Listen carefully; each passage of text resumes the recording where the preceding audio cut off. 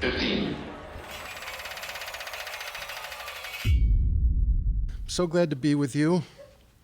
When you were talking, it reminded me I was at a bookstore talking, and my mother was in the front row, and she was going like this. So I kept going. She keeps going.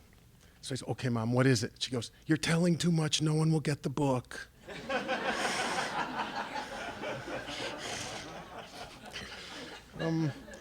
I want to talk to you about reading poetry and how I came to my idea that poetry exists to inspire the reader, not to inspire the writer. That the purpose of poetry is in relationship between a poem and a poet, a poem, and a reader, and it's all in that connection between them. I started writing poetry when I was in high school, like a lot of people. Well, it's generous to call it poetry, but I liked it. I really was writing out of desperation. I just had so many feelings and I didn't know what to do with them. And most of my friends were jocks and they didn't get it. Girls liked it when I wrote poetry. I was very happy then, by the way, in the sense that everything I wrote I thought was so great, even though no one could understand it. I went to college. I went to Grinnell College in Iowa, and I had this teacher in my freshman humanities class named Carol Parsons, super cute. Only person I ever met who spoke in full sentences. In Chicago, we didn't do that. So I brought my poems to Carol, and she did a terrific thing for me, kind of striking in retrospect.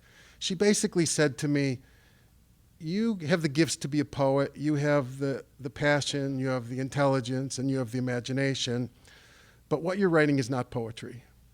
It's not really even close to poetry. What you're writing down are your thoughts and your feelings, but you're not trying to craft anything. You're not trying to make anything. You're not writing in relationship to any other poetry. You're not really reading poetry. And so you're not really a poet right now. You're a person who writes poetry." So she said, "You have to read poetry and you have to try and connect your own poems to what you're reading." So I said, "Okay, I'll give it a shot." And I started, every time I heard of someone, every time someone mentioned a name, I would go and read them. Now, I will say, if you do that for 40 years, you do learn something. So I started, some would say George Herbert, I'll go read George Herbert. Someone said John Donne, I'll go read John Donne. Someone said Percy Shelley, cool, I'll go read Shelley. So someone mentioned Gerard Manley Hopkins. I'd never heard of him. So I went to the library, went back to my dorm room, and I was in Iowa. I started to read this poem. It's called one of the Terrible Sonnets. And the poem I read starts like this. "I wake and feel the fell of dark, not day. What hours, oh, what black hours we have spent this night. What sights you, heart saw, ways you went, in more must in yet longer lights delay. With witness I speak this. For I say hours, I mean years, mean life. And my lament is cries countless, cries like dead letters sent to dearest him who lives, alas, away. I am gall, I am heartburn," and so on. I wish I could tell you what that did to me. Emily Dickinson says, when you read a great poem, you feel as if the top of your head were taken off. And that's how I felt. Gerard Manley Hopkins was naming some despondency that I felt in myself, but I couldn't actually name. And it deeply connected to me. I wake and feel the fell of dark, not day. It like slams into you. It's all one sentence in one line. He wakes up in the middle of the night, not in the morning when he's supposed to. What hours, what black hours we have spent this night. What sights you heart saw. He speaks to his own heart. Ways you went. And more must in let longer lights delay. It's still going to go on. He's still in the middle of the night. Then it's as if he raises his hand. With witness I speak this. For I say hours mean years, mean life. He's allegorizing. And my lament is cries countless, cries like dead letters sent to dearest him who lives, alas, away. His cries will never be heard. They're like letters sent out to no one who will ever reach them. Now, I read this poem, and it just completely blew me away. And it spoke so deeply to me. I just kept looking and going, how did he do it? How did he do it? What did happen? How does this work? Then I said, holy shit, this thing is a sonnet? You mean he's not just writing out his poems the way I write out mine? He's actually making it rhyme and everything? I go, that seems generous to me. I want to do that. I'm going to try to do that. I'm going to try and make something for someone in the future so they can feel about my poem the way I feel about Gerard Manley Hopkins' poem.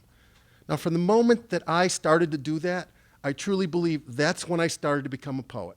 I wasn't writing good poems, but I was actually trying to be a poet rather than a person who was just writing poems. The oldest word for poetry in Greek is poiesis, which means maker, making. A poet is a maker and a poem is a made thing. Now later, my encounter with Hopkins began to seem to me to encapsulate the mystery of poetry itself. I mean, here you have a Jesuit priest in the 19th century writing at 3 Removes in Ireland, and he writes a poem, and a Jewish kid from Chicago goes into his dorm room in 1968 and reads this poem, and this poem speaks to me more deeply than anything that anyone said, anyone around me. And that's when I began to get the idea that poetry could actually communicate more deeply than social conversation, more deeply than chatter. That poetry exists in a relationship so that it can speak to your interior life. That's why I believe that reading is relationship. And for the writing of poetry and the reading of poetry, instead of the idea of in the beginning was the word, I prefer Martin Buber's idea, in the beginning was the relation. The relation precedes the word because it's authored by the human. Now, I do want to point out to you that I've just turned the reading of poetry into a Jewish activity. I didn't want it to go by unnoticed. There's a great Holocaust poet named Paul Celan, and he said, a poem is a message in a bottle. A poem, which is essentially language, and thus essentially dialogue, can be like a message in a bottle, sent out in the not always grateful belief that somewhere and sometime it could wash up on land, on Heartland perhaps. The poem is sent out to some future person. Now, Celan is picking up on something that the Russian poet Osip Mandelstam, who died in a Stalinist camp, wrote in a little essay he wrote in 1916 called On the Address Sea. And Mandelstam says, a seafarer goes down to the shore and finds an unlikely-looking bottle from the past. I find this bottle.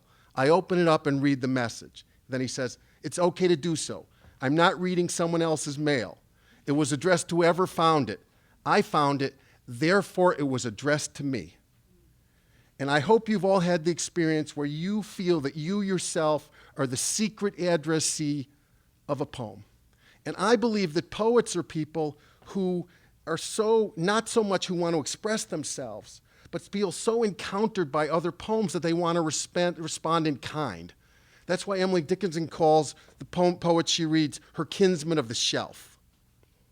So this means the reader has an important part to play in the understanding of poetry, that the message in the bottle only finds its life when it's activated in you, when you become the secret addressee.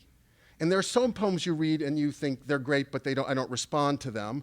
There's some poems you read you don't like. There are other poems you read and you do like. And there are a few poems you read and you go, I feel almost as if I've written the poem to which I'm actually only responding to. In his first book of poems, the Argentine fabulist Jorge Luis Borges has an apology to the reader. And he says, dear reader, please forgive me for having written these poems first. It's only something of an accident that you are the reader and I am the writer, the unsure, ardent writer of these verses. Now, there's something comical about that and something maybe ingenuous, but there's also something true. That is, so activated are you by certain poems when they speak to your inner life that you feel almost as if you're writing the thing to which you're actually only responding. So what kind of relationship exists when you're alone in the middle of the night and you read a poem? You're alone, but you're alone with the words of another. You're just not alone with your own feelings. You're not just by yourself. You're by yourself in a kind of solitude. Well, Wallace Stevens calls the poet the scholar of one candle. You're the scholar of one candle, but you're not alone. You're with a poem or you're with a book. And that means you're alone with language, which is necessarily social. You're alone with the words of another. Now, I believe that poetry delivers on our interior lives, on our spiritual lives, precisely because it gives us the gift of privacy and participation. It gives you interiority, and it also gives you connection. And this is what happens. This is the particular quality of reading lyric poetry.